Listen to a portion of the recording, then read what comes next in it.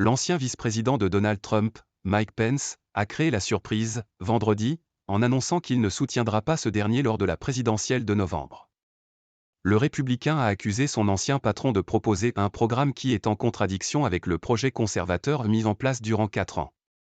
Le milliardaire républicain saura-t-il rallier sa famille politique? L'ancien vice-président américain Mike Pence a jeté un pavé dans la mare, vendredi 15 mars, en annonçant qu'il ne soutiendrait pas Donald Trump à la présidentielle de novembre. Cela ne va pas vous surprendre, je ne vais pas soutenir Donald Trump cette année, a déclaré Mike Pence, 64 ans, lors d'une interview à Fox News. Avec son annonce, le républicain a pourtant bien créé la surprise et rompu avec une tradition historique. Je ne peux pas, en bonne conscience, soutenir Donald Trump dans cette campagne, a lancé Mike Pence. Le républicain a accusé son ancien patron de proposer un programme qui est en contradiction avec le projet conservateur que nous avons mis en place durant 4 ans.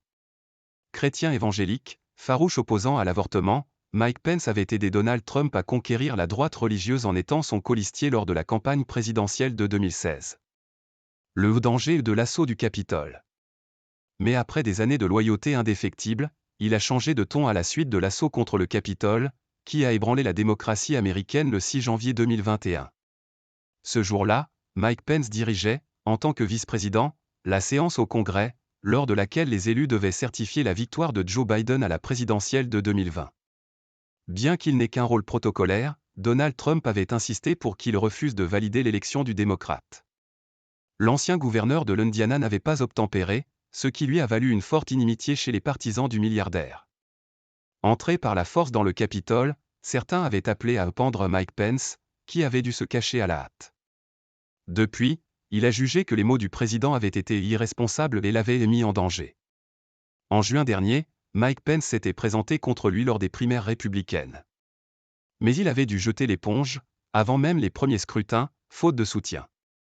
Le refus de Haley. Donald Trump, qui ne perd pas la moindre occasion de critiquer son ancien vice-président, n'a pas réagi dans l'immédiat.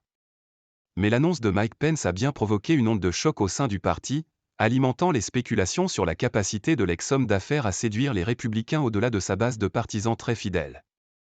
Quelques jours avant l'annonce de Mike Pence, Nikki Haley, qui était la dernière rivale de Donald Trump aux primaires, avait déjà refusé de soutenir la candidature du républicain face à Joe Biden. En jetant l'éponge, le 6 mars, l'ancienne ambassadrice américaine à l'ONU sous Trump avait estimé que le tempétueux septuagénaire devrait mériter les voix qu'elle a obtenues lors de la primaire, celles d'un électorat plus modéré. Donald Trump a certes enchaîné les victoires dans la course à l'investiture républicaine, mais ses succès dans les urnes ont aussi révélé des vulnérabilités chez l'ancien président qui pourraient compliquer sa reconquête de la Maison-Blanche. Cerné par les enquêtes, Donald Trump pourrait notamment voir son soutien s'éroder chez les républicains modérés et les indépendants, des voix indispensables s'il veut l'emporter face au président démocrate Joe Biden en novembre. Avec AFP.